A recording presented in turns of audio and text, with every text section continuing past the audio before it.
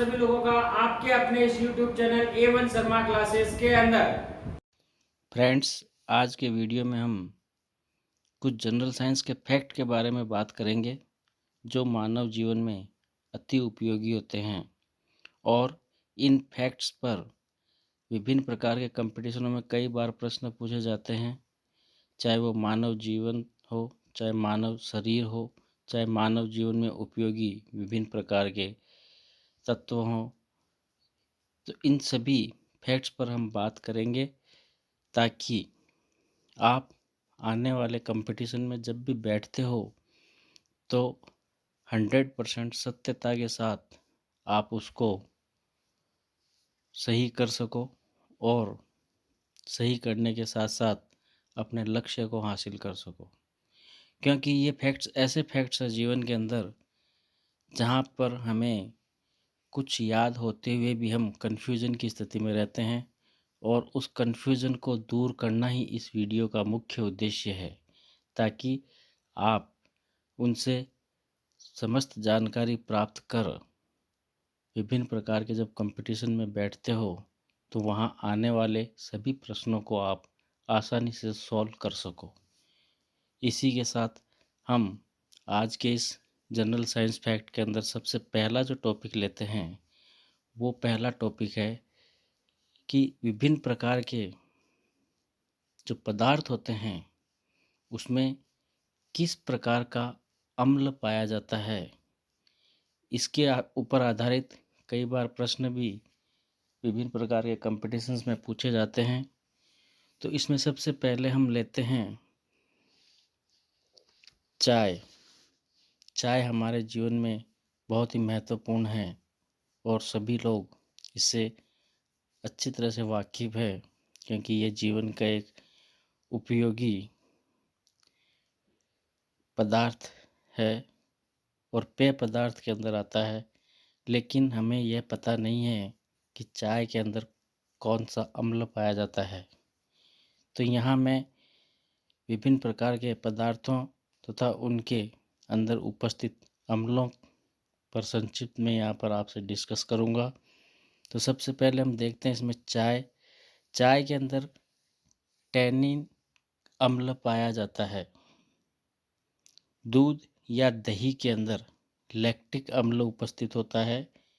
खट्टा दूध, नींबू, नारंगी, टमाटर तथा अमरूद के अंदर सिट्रिक अम्ल उपस्थित होता है।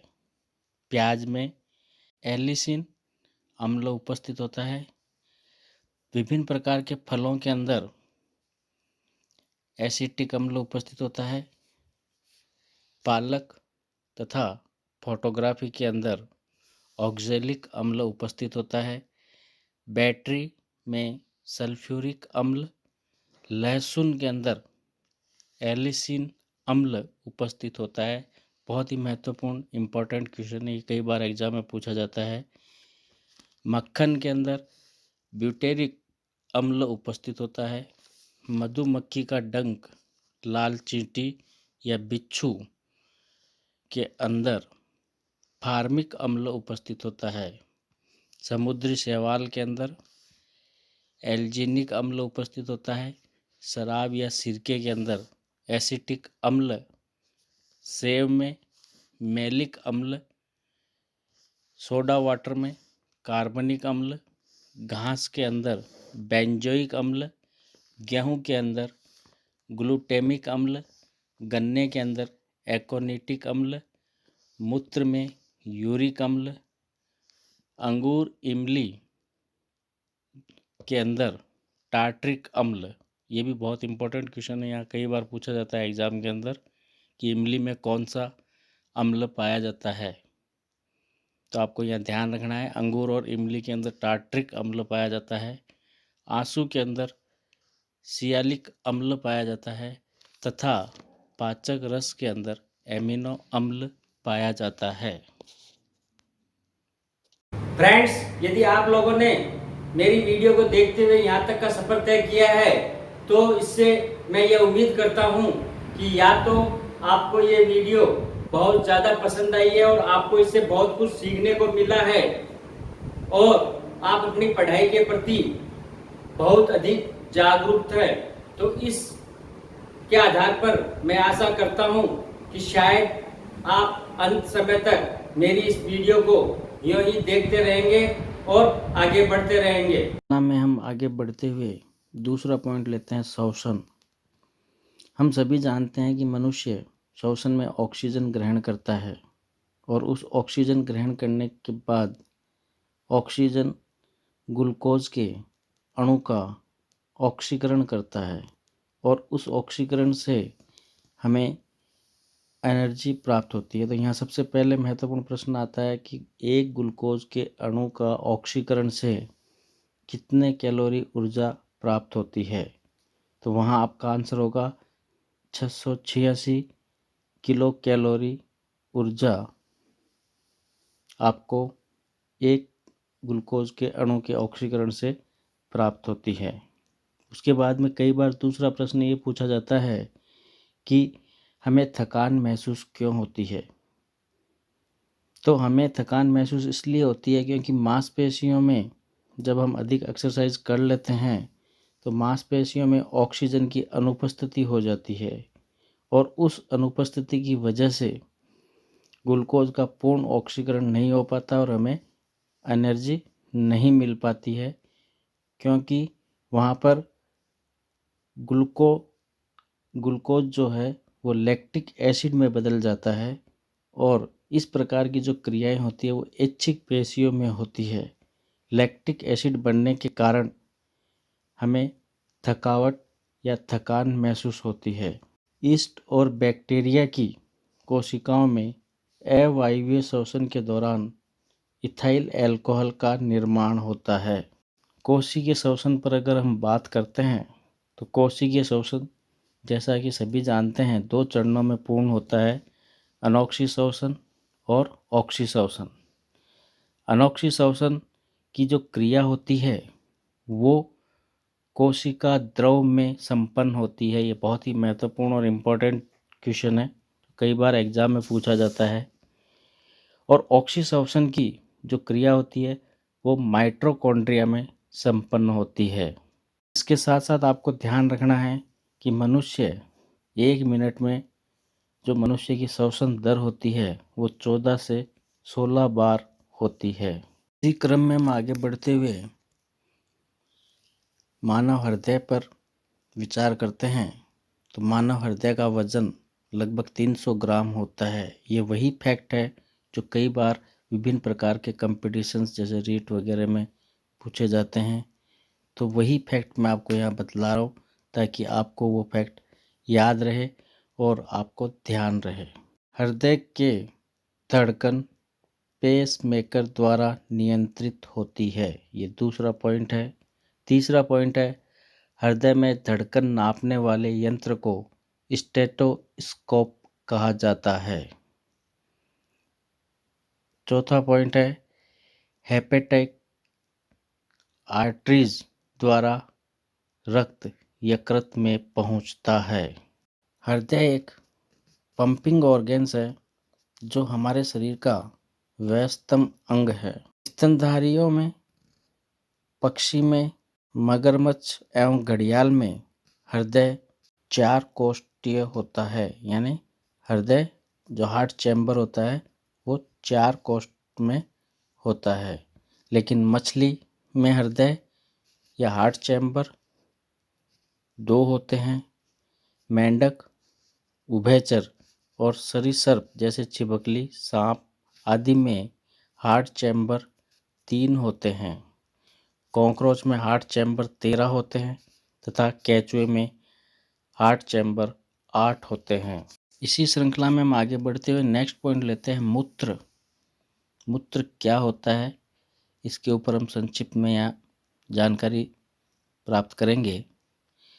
मूत्र एक प्रकार का मिश्रण होता है जो मूत्र नलिका में रक्त से छन कर आए जल तथा शेष उत्सर्जित पदार्थ का मिश्रण मूत्र कहलाता है।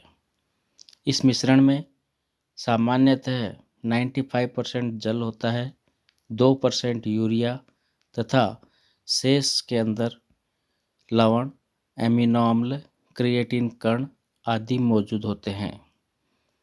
आप लोगों को ज्ञात होगा कि मूत्र का हल्का पीला रंग होता है।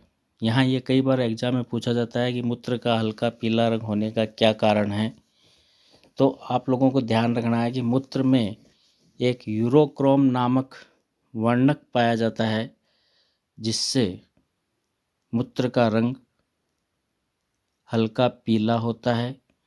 इस यूरोक्रोम का निर्माण हीमोग्लोबिन के विखंडन के फलस्वरूप होता है। जंतुओं में यदि हम लैंगिक प्रजनन की बात करते हैं तो सबसे पहले हम केंचुआ लेते हैं। केंचुआ एक उभयलिंगी या द्विलिंगी प्राणी है, परंतु इसके अंदर क्रॉस फर्टिलाइजेशन पाया जाता है। क्रॉस फर्टिलाइजेशन का मतलब ये हुआ कि केंचुए के अंदर शुक्राणु पहले परिपक्व होता है और अंडाणु बाद में परिपक्व होता है। इसी प्रकार दूसरा एग्जाम्पल हम मेंढक लेते हैं। मेंढक के अंदर निषेचन की क्रिया जल में होती है, अर्थात मेंढक से शुक्राणु पहले परिपक्व होता है और अंडाणु बाद में परिपक्व होता है, इसलिए इसमें भी क्रॉस फर्टिलाइजेशन पाया जाता है। मेंढक में पाई जाने वाली निषेचन की क्रिया जल में पूर्ण होती है, अर्थात नर मेंढक से शुक्राणु एवं मादा मेंढक के अंडाणु निकलकर जल में आते हैं और जल में ही निषेचन की क्रिया होती है, इसलिए इस प्रकार के निषेचन को बाह्य निषेचन भी कहा जाता है। फिर हम देखते हैं कुछ शब्दावली, जैसे अंडप्रजक। अंडप्रजक क्या होता है, इसके क्या एग्जाम्पल हैं? तो वो जीव जो अंडे देते हैं अंडप्रजक कहलाते हैं, जैसे मछली, मेंढक, छिपकली, पक्षी इत्यादि। उसके बाद दूसरा शब्द आता है जरायुज। वैसे जीव जो बच्चों को जन्म देते हैं जरायुज कहलाते हैं, जैसे स्तनधारी। स्तनधारी में मनुष्य, बंदर, गाय, भैंस इत्यादि। परंतु कुछ ऐसे एग्जाम्पल भी हैं स्तनधारी के अंदर जो कि स्तनधारी होते हुए भी अंडे देते हैं, जैसे प्लेटिपस और एकिडना। ये दो ऐसे एग्जाम्पल हैं जो स्तनधारी होने के बावजूद भी अंडे देते हैं। फ्रेंड्स, अभी भी यदि आप लोगों ने मेरे चैनल को सब्सक्राइब नहीं किया है तो आप लोग अति शीघ्रता के साथ मेरे चैनल को सब्सक्राइब कर लीजिए, बेल आइकन को प्रेस कर दीजिए ताकि मेरे आने वाली नई वीडियोस का नोटिफिकेशन आपको तुरंत पहुंच सके और आप उसका शीघ्रता से लाभ उठा सके। So friends, thank you. मिलते हैं नेक्स्ट वीडियो के अंदर, तब तक के लिए बाय बाय।